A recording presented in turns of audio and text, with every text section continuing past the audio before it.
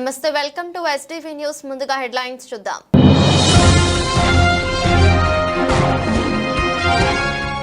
జిల్లాలో ప్రజలు ఎదుర్కొంటున్న సమస్యలపై తక్షణం స్పందించి బాధితులకు అండగా నిలవాలి. జిల్లా అధ్యక్షులకు మాజీ సీఎం జగన్ పిలుపు.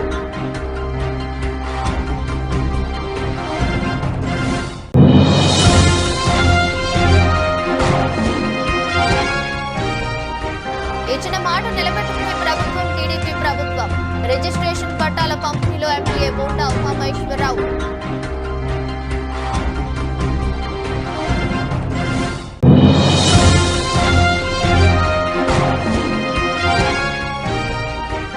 కూటమి ప్రభుత్వ హిందువుల మనోభావాలను దెబ్బతీస్తుంది. విలేకరుల సమావేశంలో వెల్లంపల్లి శ్రీనివాసరావు మండిపాటు.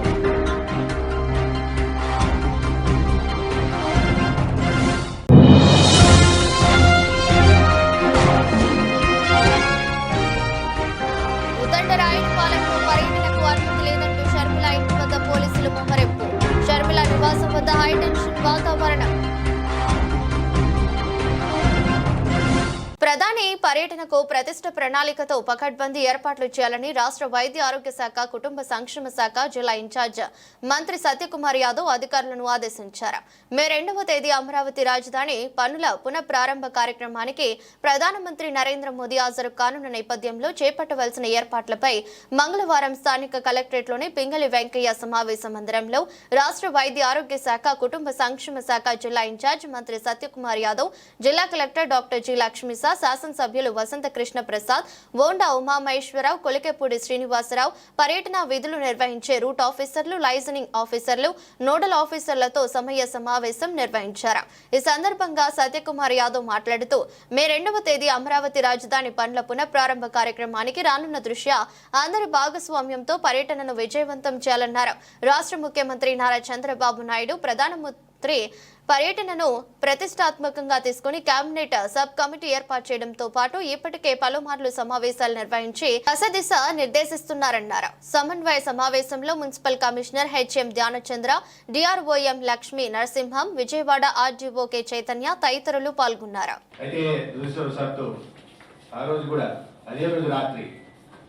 తిరుపతిలో స్టాంపేడ్ జరగడం వల్ల కొంతమంది చనిపోవడం వల్ల దీనిపై నుంచి ప్రజల దృష్టి వాటి మీదకి మారింది. అంటే 2,10,10,000 కోట్ల అభివృద్ధి కార్యక్రమాలు గుంపులు జరుగుతున్నప్పుడు దానికి ఎంత విజిబిలిటీ రావాల్సిందే ఆ స్థాయిలో రాలేదు. అది 3వసారి ఇప్పుడు వస్తున్నారు. చాలా ముఖ్యమైన పని మీద వస్తున్నారు. ఎందుకంటే ఈ అమరావతి రాజధానిలో మళ్ళీ అభివృద్ధి కార్యక్రమాల పునఃప్రారంభానికి వారు వస్తున్నారు కాబట్టి ముఖ్యమంత్రి గారు చాలా ప్రతిష్టాత్మకంగా తీసుకున్నారు. అందుకనే వారు దీనికి కేబినెట్ సబ్ కమిటీ వేయడం, తర్వాత ఇంత పెద్ద స్థాయి అధికారులందరినీ దీంట్లో ఇన్వాల్వ్ చేసే పని చేస్తున్నారు. అంటే ఎంత ప్రతిష్టాత్మకంగా తీసుకుంటున్నారో అర్థం చేసుకోండి. పైగా రాబోయే రోజుల్లో ఒక గ్రీన్ ఫీల్డ్ రాజధాని అనేది ప్రపంచంలో ఎక్కడ కూడా లేని విధంగా అమరావతిని నిర్మించాలనేది వారి లక్ష్యంగా పెట్టుకున్నారు.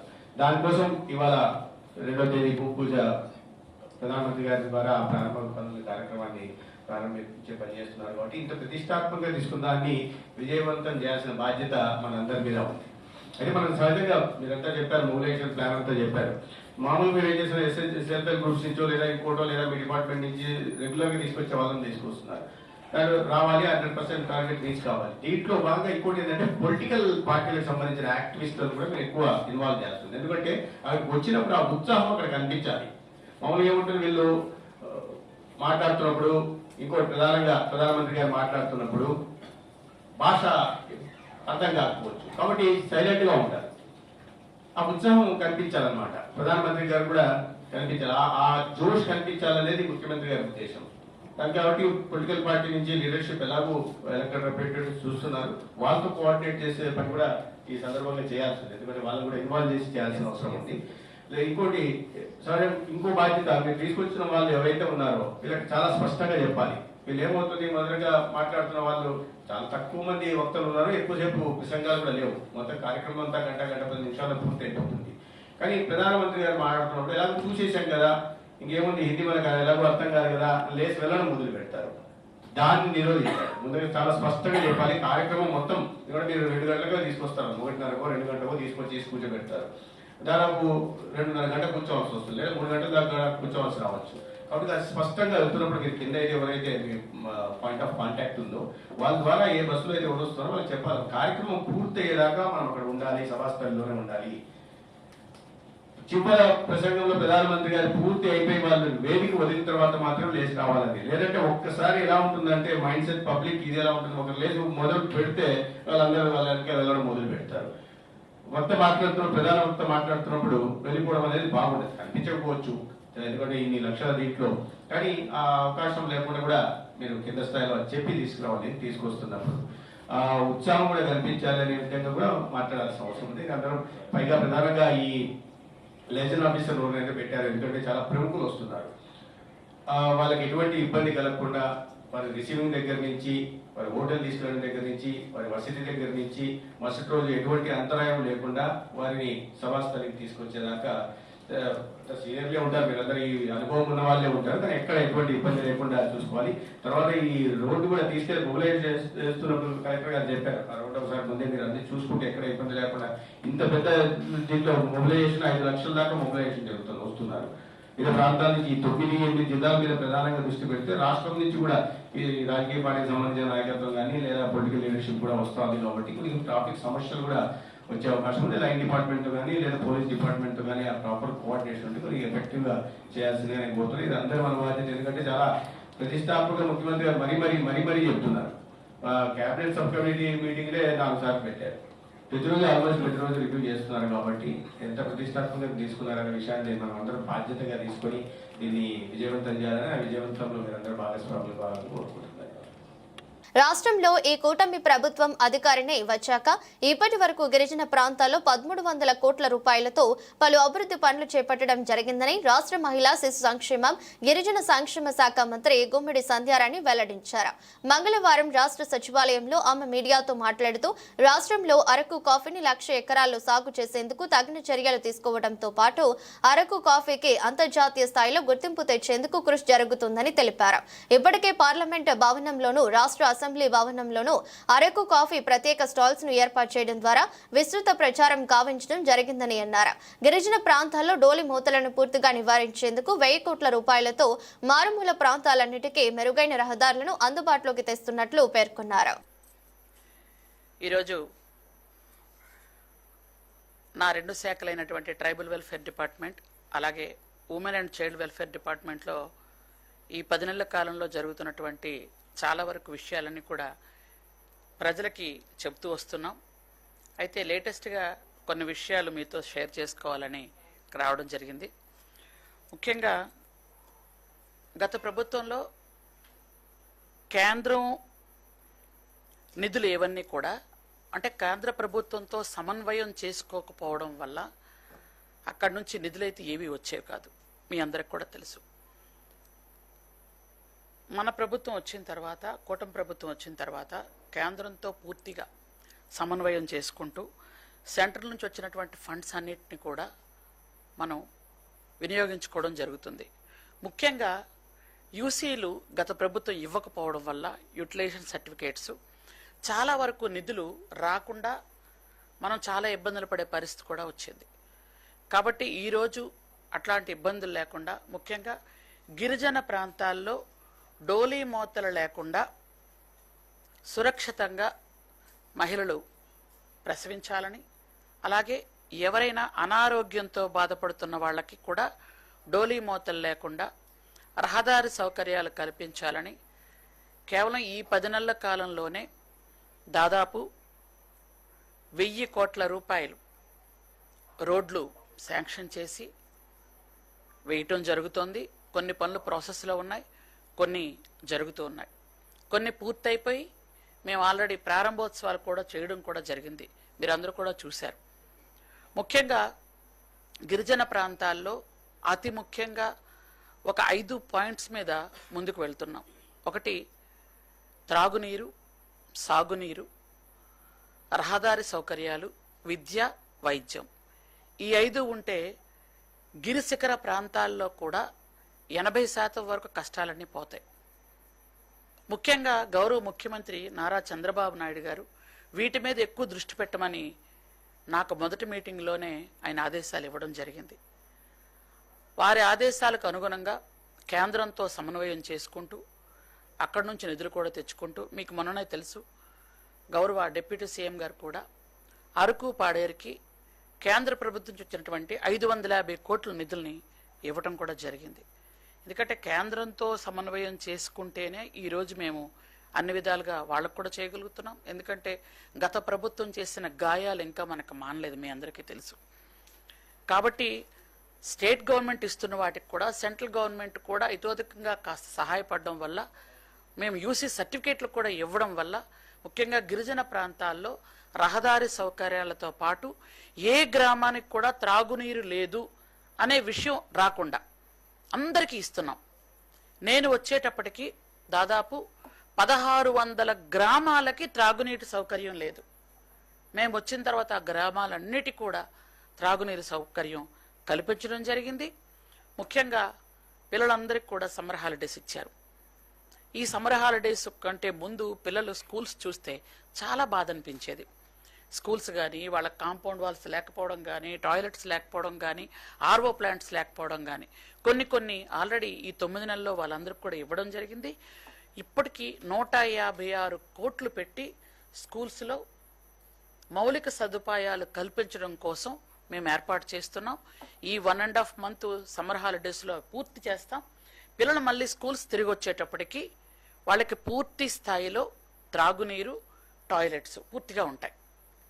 అలాగే స్కూల్స్లో ఉన్నటువంటి కొంచెం రిపేర్స్ ఏవైతే ఉంటాయో అవి కూడా చేస్తున్నాం. అన్ని స్కూల్స్కి కాంపౌండ్ వాల్స్ ఇచ్చాం, అన్ని స్కూల్స్కి. ఇంతకు పూర్వం ఏంటంటే అమ్మాయిల హాస్టల్స్ ఉన్న వాటికి కూడా ఇచ్చేవాళ్ళు కాదు. మేము వచ్చిన తర్వాత మొత్తం అన్నిటికీ కాంపౌండ్ వాల్స్ ఇస్తూ అమ్మాయిల హాస్టల్స్లో కొంచెం టాయిలెట్స్ ఎక్కువగా పెట్టించడం, త్రాగునీరు సౌకర్యం కూడా ఎక్కువ పెట్టించడం కూడా జరుగుతుంది.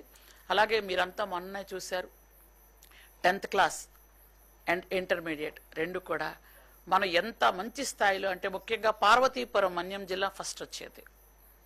నేను ఆ జిల్లాలో మంత్రిగా ఉన్నాను. పార్వతీపురం మన్యం జిల్లా ఫస్ట్ వస్తూ 10th క్లాస్ పిల్లలు, ఇంటర్మీడియట్ పిల్లలు కూడా పార్వతీపురం మన్యం జిల్లాలో 10th ఇంటర్ కూడా 98%, 97% వరకు పిల్లలు చక్కగా పాస్ అయ్యారు. కొంతమంది పిల్లలు ఇప్పుడు 10th క్లాస్ పిల్లలు పార్వతీపురంలో ఉన్నటువంటి ట్రైబల్ వెల్ఫేర్ స్కూల్లో వాళ్ళు ఎన్ఐటికి కొంతమంది సెలెక్ట్ అవుతున్నారు, ట్రిపుల్-ఐటీకి కొంతమంది సెలెక్ట్ అవుతున్నారు. 10th క్లాస్ పిల్లలు ట్రిపుల్-ఐటీ సెలెక్ట్ అయితే ఇంటర్మీడియట్ పిల్లలు ఎన్ఐటికి, ఐఐటికి కూడా సెలెక్ట్ అయ్యే అవకాశం ఉంది. అలా ఆ స్థాయిలో ఈరోజు పిల్లలందరికీ కూడా విద్యను అందించడం కూడా జరుగుతోంది. ముఖ్యంగా మనం గిరిజన బజార్స్ అని 6 బజార్లు పెట్టుకుంటున్నాం. 6 ఐటీడీఏ పరిధిలో 6 బజార్లు, వాటికి ఒక్కొక్క దానికి ₹1 కోటి. ఎందుకంటే సంతల్లో గిరిజనులు నాసి రకమైనటువంటి సరుకులు కొనుక్కొని, అలాగే దళార్న బారిన పడి ఇబ్బంది పడుతున్నారని మంచి సరుకులు వాళ్ళకి అందించాలనే ఉద్దేశంతో ఒక్కొక్క ఐటీడీ పరిధిలో గిరి బజార్ ఒక బజార్ ఏర్పాటు చేసి ₹1 కోటి వ్యయంతో అక్కడ వాళ్ళకి కావలసినటువంటి అన్ని సరుకులు కూడా ఇస్తూ, ఇప్పుడు కొత్తగా ఇంకోటి ఏం చేసామంటే ఎక్కడైనా సంతల్లో వాళ్ళు కొనుక్కోవాలి అనుకుంటున్నట్టు సరుకులన్నీ మనం ఒక వ్యాన్తో తీసుకువెళ్తున్నాం. అక్కడ వ్యాన్లో వాళ్ళకి నాణ్యమైన సరుకులు ఇస్తున్నాం. ఇవ్వటం వల్ల వాళ్ళు ఏం చెప్తున్నారంటే ఒక్కొక్క రోజు ఒక్కొక్క దగ్గర, సోమవారం ఒక దగ్గర ఉంటే మంగళవారం ఒక దగ్గర అలా ఉంటుంది. కాబట్టి మొత్తం మేము ఆ వ్యాన్ తిప్పుతున్నాం. ఎవరెవరికి ఎక్కడ కావాలి అంటే ఆ సంతల్లోనే కాకుండా గ్రామాల్లో కూడా ఈవినింగ్ తీసుకెళ్లటం వల్ల వాళ్ళు పొలాల నుండి వచ్చిన తర్వాత, పని నుండి వచ్చిన తర్వాత సాయంత్రం పూట అక్కడ వాటికి కొనుక్కోవడానికి అనువుగా ఉంటుందని చెప్పారు. కాబట్టి ముందు ఎక్స్పెరిమెంట్ల కోసం ఒక 2 పార్వతీపురం మన్యం జిల్లాలో, అలా ఒక 2 అల్లూరు సీతారామరాజు జిల్లాలో పంపించడం జరుగుతుంది. వాటికి మంచి ఫీడ్బ్యాక్ వచ్చింది. కాబట్టి వాటిని కూడా పెంచి పంపించాలని కూడా ఆలోచన చేస్తున్నాం. ఎందుకంటే నాణ్యమైన సరుకులు గిరిజనులకి పొందాలి అనే ఉద్దేశంతో. అలాగే మీ అందరికి కూడా తెలుసు, ఇప్పుడు హిల్ టాప్లో గిరిశిఖర గ్రామాల్లో హాస్పిటల్స్ నిర్మించడం చాలా కష్టంగా ఉంది. వెంటనే, ఎందుకంటే ఇప్పుడే ప్రతి గ్రామానికి రోడ్లు వేయాలి అని అంటే ఈ రోజు మన రోడ్లు వేయాలంటే 3,000 కోట్లు ఉంటే గానీ మన రహదారి సౌకర్యాలన్నీ కల్పించలేం. దాన్ని విడతల వారీగా ఈ సంవత్సరం 1000 కోట్లు ఇస్తే వచ్చే సంవత్సరం ఒక 1000 కోట్లు, 1200 కోట్లు అలా చేసుకుంటూ 2.5 సంవత్సరాల్లో పూర్తి స్థాయిలో అన్ని రోడ్స్ వేయాలని గౌరవ ముఖ్యమంత్రి గారి ఆదేశాలు. కాబట్టి ఈ రోజు ఎక్కడైనా గిరిశిఖర గ్రామాల్లో ఒక చెల్లి గర్భిణీ స్త్రీ రాలేకపోతే కంటైనర్ హాస్పిటల్స్ ఏర్పాటు చేస్తున్నాం. కంటైనర్ హాస్పిటల్ అక్కడికి మనం తీసుకువెళ్తే దాన్ని దాదాపు ఒక 10 లక్షలతో ఒక కంటైనర్ తీసుకుంటే అందరూ ఉన్నాయి. మొత్తం స్కానింగ్ మెషిన్, అలాగే 64 రకాల రక్త పరీక్షలు చేసేటటువంటి సదుపాయం, అలాగే ఒక డాక్టరు, ఒక ఏఎన్ఎం, ఒక నర్సు, అవన్నీ అక్కడ ఏర్పాటు చేస్తున్నాం. ఆ కంటైనర్ హాస్పిటల్లో చిన్న డాక్టర్ రూమ్ కూడా ఉంటుంది. అక్కడ లేబరు మొత్తం అక్కడ డెలివరీ చేయాలంటే వెంటనే చేయగలుగుతారు. ఆ విధంగా పెడుతున్నాం. కొన్ని అంటే ఒక దగ్గర మనం పెట్టిన తర్వాత 2 నెలలు అయిన తర్వాత ఇంకో దగ్గర తీసుకెళ్లాలంటే హాస్పిటల్ తీసుకువెళ్ళచ్చు. అలా కంటైనర్ హాస్పిటల్స్ ఒక్కొక్క నియోజకవర్గంలో ఒక్కొక్కటి పెట్టాలని ఆలోచన చేసి గిరిజన నియోజకవర్గాల్లో పెట్టాం. అవి చాలా బాగున్నాయి. ఇంకా కంటైనర్ హాస్పిటల్స్ పెంచాలన్న ఆలోచనలో కూడా ఉన్నాం. ఎందుకంటే హిల్ టాప్ ఏరియాల్లో మెటీరియల్ తీసుకెళ్లి హాస్పిటల్ కట్టడం చాలా కష్టంగా ఉంది. దానివల్ల ఏంటంటే ఇబ్రహీంపట్నంలోని ఎంవీఆర్ ఫంక్షన్ లో ఎన్డీఏ కూటమి నాయకులతో మంగళవారం నిర్వహించిన సమన్వయ సమావేశంలో రాష్ట్ర బీసీ ఈడబ్ల్యూఎస్ సంక్షేమ చేనేత మరియు జౌళి శాఖ మంత్రి ఎస్ సవిత, ఎమ్మెల్యేలు వసంత కృష్ణ ప్రసాద్, ఐదాబాతుల ఆనందరావుతో కలిసి ఎంపీ కేశినేని శివనాథ్ పాల్గొన్నారు. ముందుగా నాయకులందరూ కలిసి ఎన్టీఆర్ విగ్రహానికి పూలమాలలు వేసి నివాళులర్పించారు. ఈ సభకు ఎమ్మెల్యే వసంత వెంకట కృష్ణ ప్రసాద్ సభాధ్యక్షత వహించారు. సమావేశంలో ఎంపీ కేశినేని శివనాథ్ మాట్లాడుతూ ఏపీ అభివృద్ధికి కేంద్ర ప్రభుత్వం ఎంతగానో సహకరిస్తుందన్నారు. పోలవరం, రాజధాని, Amaravati, green energy project, Visakha పరిశ్రమకు ఆర్థిక సాయం, రైల్వే జోన్, ఇలా ఎన్నో అభివృద్ధి పనులకు పీఎం నరేంద్ర మోదీ పెద్ద ఎత్తున నిధులు మంజూరు చేస్తున్నారన్నారు. అమరావతి అభివృద్ధి చెందితే మైలవరం నియోజకవర్గానికి ఎంతో మేలు కలుగుతుందన్నారు. కార్యక్రమంలో రాష్ట్ర ఎస్టీ సెల్ అధ్యక్షులు, మైలవరం నియోజకవర్గ పరిశీలకులు దారు నాయక, కొండపల్లి మున్సిపాలిటీ టీడీపీ అధ్యక్షుడు చిట్టుకుదురు శ్రీనివాసరావు, మైలవరం నియోజకవర్గ బీజేపీ ఇన్ఛార్జ్ నూతలపాటి బాలకోటేశ్వరరావు, జనసేన నాయకులు చెరుకుపల్లి సురేష్ బాబు, టీడీపీ సీనియర్ నాయకులు Viyuru Venkata Narasimharao, TDP parliament BCCL ప్రధాన కార్యదర్శి చెన్నబోయిన చిట్టిబాబు, గొల్లపూడి ఏఎంసీ చైర్మన్ నరా శ్రీను, ఇబ్రహీంపట్నం మండల పార్టీ అధ్యక్షుడు రామినేని రాజా, జి కొండూరు మండల పార్టీ అధ్యక్షుడు పజ్జూరి రవికుమార్, రెడ్డిగూడెం మండల పార్టీ అధ్యక్షుడు ముప్పిడి నాగేశ్వరరెడ్డిలతో పాటు ఎన్డీఏ కూటమి నాయకులు, కార్యకర్తలు పాల్గొన్నారు. APCC chief YS Sharmila Reddy house arrest అయ్యారు. ఉద్దండరాయనిపాలెంలో ఈ రోజు షర్మిల పర్యటించాలని నిర్ణయించారు. ఈ క్రమంలోనే ఏపీసీసీ చీఫ్ నివాసం వద్ద భారీగా పోలీసులు మోహరించారు. 2015లో ప్రధానమంత్రి నరేంద్ర మోదీ ఉద్దండరాయనిపాలెంలో శంకుస్థాపన చేశారు. ఈ క్రమంలో ఈ ప్రాంతంలో పర్యటించాలని షర్మిల నిర్ణయించగా అందుకు పోలీసులు ఆంక్షలు విధించారు. ఉద్దండరాయనిపాలెంలో పర్యటనకు అనుమతి లేదంటూ షర్మిల ఇంటి వద్ద పోలీసులు మోహరించారు. ఈ ప్రాంతానికి వెళ్లనీయకుండా పోలీసులు అడ్డుకున్నారు. షర్మిల ఇంట్లో నుంచి బయటకు రాకుండా ఆమె నివాసం వద్ద పోలీసులు బారికేడ్లను ఏర్పాటు చేశారు. అయితే పోలీసుల తీరుపై ఏపీసీసీ చీఫ్ తీవ్ర ఆగ్రహం వ్యక్తం చేస్తున్నారు. ఎలాగైనా ఉద్దండరాయనిపాలెం వెళ్లి తీరుతానని షర్మిల స్పష్టం చేశారు. ఈ క్రమంలో షర్మిల నివాసం వద్ద హైటెన్షన్ వాతావరణం నెలకొంది.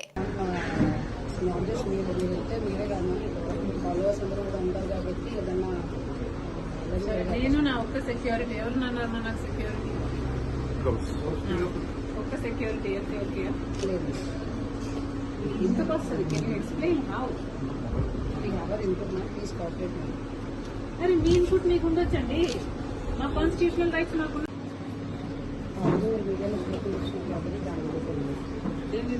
మీడియాలో స్టేట్మెంట్ ఏమని ఇచ్చాను? ఏమని నేను ఇచ్చానా?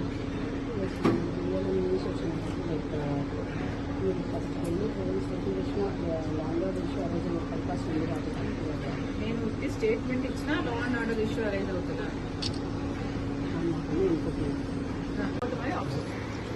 This is my constitutional right. This is not right. This is not right. Sir, office is not right. This is not right, Andy. This is not right. నన్ను ఆఫీస్కు పోనివ్వకపోతే నేను ఇక్కడే రోడ్ మీద కూర్చొని నిరాహార దీక్ష చేస్తాను. మీకు ఎండలు ఎలా ఉన్నాయో తెలుసు. మంచినీళ్ళు కూడా ముట్టుకోను. Am I clear? Okay. So నాకేమన్నా అయితే you are responsible. Please be aware. No, I am not going inside. Why will I go inside? This is my constitutional right. You think I don't have the right to go to my office? మీరెవరండి చెప్పడానికి?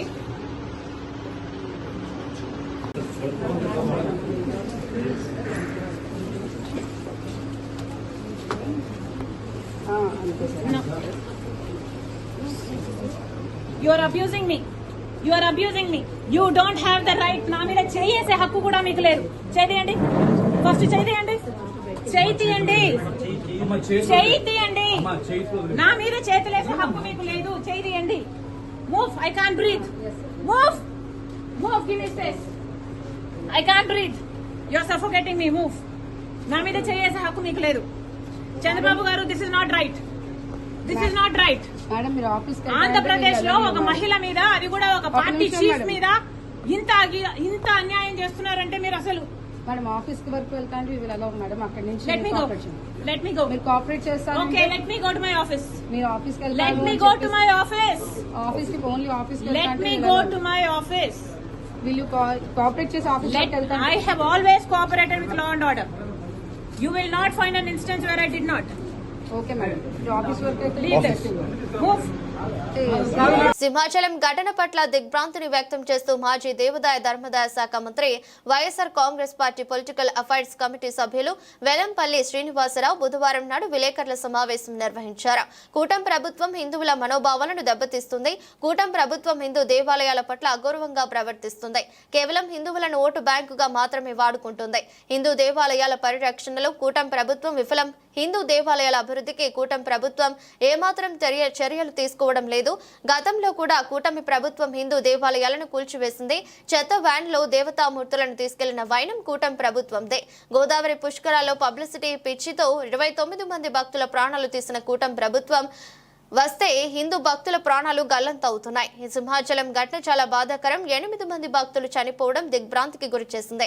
లక్షలాది మంది భక్తులు వస్తారని తెలిసి కూడా సరైన రీతిలో సౌకర్యాలు కల్పించకపోవటం ప్రభుత్వం యొక్క దుశ్చర్య. హిందువుల మనోభావాలన్నా, హిందూ దేవాలయాలన్నా కూటమి ప్రభుత్వానికి ఏమాత్రం గౌరవం లేదన్నారు. పలానా రోజు వస్తుందని చెప్పిన సంగతి మనందరికీ కూడా తెలిసిన విషయమే. కానీ ఈ ఎన్డీఏ కూటమి ప్రభుత్వం హిందూ దేవాలయాల్ని, హిందువుల్ని ఓటు బ్యాంకుగా వాడుకోవడానికి ప్రయత్నం చేస్తున్నాయి తప్ప హిందూ దేవాలయాల పరిరక్షణలో కానీ, అభివృద్ధిలో కానీ, హిందువులు ఎవరైతే భక్తులు ఉన్నారో వాళ్ళకి సౌకర్యాలు కల్పించడంలో కానీ పూర్తిగా కూడా నిర్లక్ష్యం వహిస్తుంది. దీనికి ఉదాహరణగా చెప్పాలంటే మనం 2014 నుంచి 19 వరకు కనుక చూసుకుంటే ఆ రోజున ఎన్డీఏ కూటమి ప్రభుత్వం దుర్మార్గంగా కృష్ణ పుష్కరాలని చెప్పని విజయవాడ నగరంలో ఎన్ని దేవాలయాలు కూల్చేశారు. ఆ దేవతామూర్తుల్ని మున్సిపల్ కార్పొరేషన్ వ్యాన్లలో తరలించడం మనం చూసాం. మున్సిపల్ చెత్త బండుల్లో దేవుడి విగ్రహాలు తీసుకెళ్లిన పరిస్థితి 2014 నుంచి 19 టైంలో చూసాం. ఇచ్చిన మాట నిలబెట్టుకునే ప్రభుత్వం టీడీపీ ప్రభుత్వం అని ప్రభుత్వ విప్ శాసనసభ్యులు బోండా ఉమామహేశ్వరరావు అన్నారు. ఎన్నికల సమయంలో ఇచ్చిన హామీలన్నింటినీ నెరవేరుస్తున్నామని ఆయన చెప్పారు. అజిత్ సింగ్ నగర్, పాయకాపురం, వాంబే కాలనీ, న్యూ రాజరాజేశ్వరిపేట, రాజీవ్ నగర్ తదితర ప్రాంతాలలో దీర్ఘకాల సమస్యగా ఉన్న ఇళ్ల పట్టాల సమస్యకు శాశ్వత పరిష్కారం చూపామని, శాశ్వత భూ హక్కు పట్టాలను అందజేస్తున్నట్లు బోండా ఉమా చెప్పారు. 59 డివిజన్లో ఇళ్ల రిజిస్ట్రేషన్ పట్టాల కోసం దరఖాస్తు చేసుకున్న వారికి శాశ్వత భూ హక్కు కల్పిస్తూ రిజిస్ట్రేషన్ పట్టాలను ఎమ్మెల్యే బోండా ఉమామహేశ్వరరావు పంపిణీ చేశారు. అజిత్ సింగ్ నగర్ లోని తెలుగుదేశం పార్టీ కార్యాలయంలో జరిగిన ఈ కార్యక్రమంలో పట్టాలు పంపిణీ చేస్తూ లబ్ధిదారులకు శాలువాలు కప్పి మరీ బోండా ఉమా సత్కరించారు. ఈ సందర్భంగా మాట్లాడుతూ గడిచిన ఎన్నికలకు ముందు టీడీపీ ప్రభుత్వం అధికారంలోకి వచ్చిన వెంటనే ఇళ్ల రిజిస్ట్రేషన్ పట్టాలు అందజేస్తామని చెప్పామని, మాట నిలబెట్టుకుంటూ వేలాది మందికి శాశ్వత భూ హక్కు కల్పిస్తూ పట్టాలు పంపిణీ చేస్తున్నామన్నారు.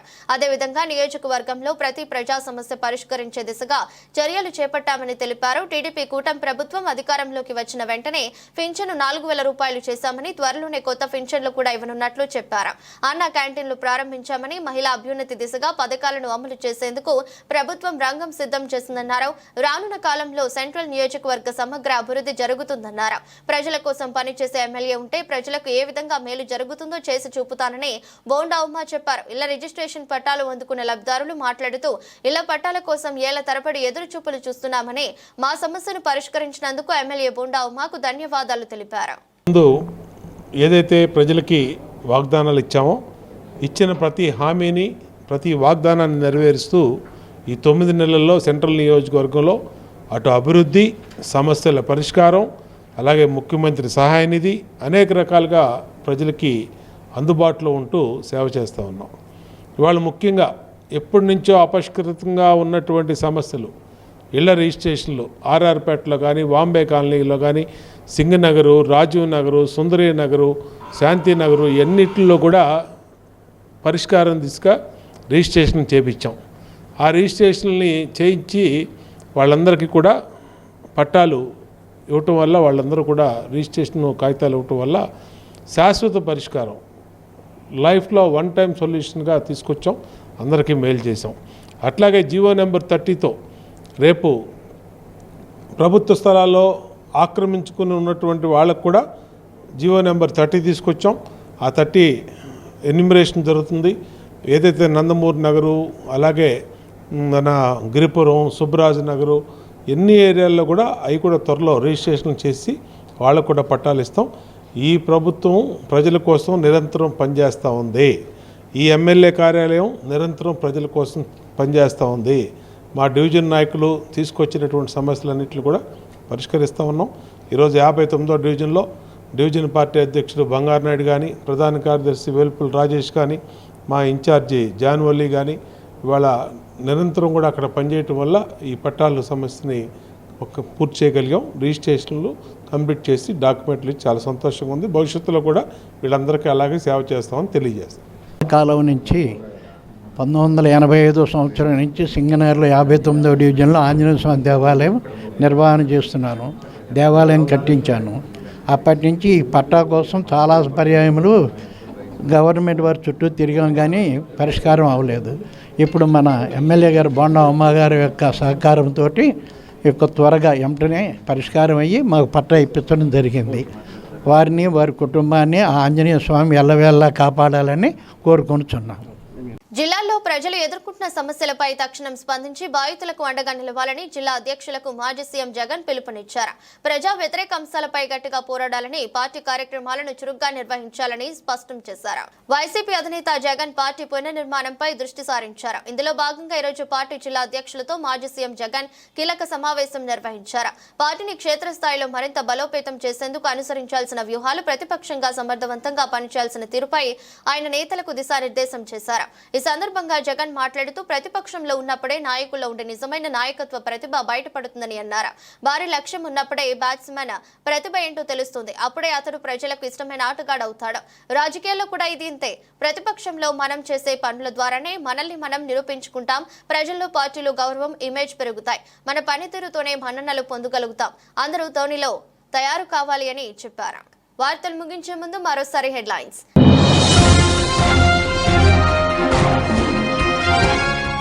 జిల్లాలో ప్రజలు ఎదుర్కొంటున్న సమస్యలపై తక్షణం స్పందించి బాధితులకు అండగా నిలవాలి.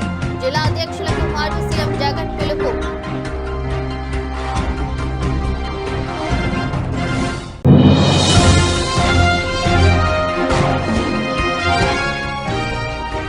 ఇచ్చిన మాట నిలబెట్టుకునే ప్రభుత్వం టీడీపీ ప్రభుత్వం. రిజిస్ట్రేషన్ పట్టాల పంపిణీలో ఎమ్మెల్యే బోండా ఉమామహేశ్వరరావు.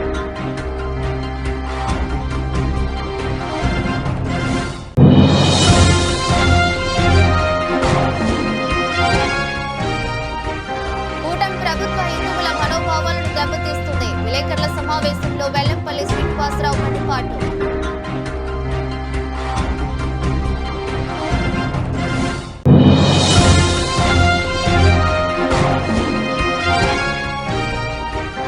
ఉదండరాయుడుపాలెంలో పర్యటనకు అనుమతి లేదంటూ షర్మిల ఇంటి వద్ద పోలీసులు మొహరెప్పు.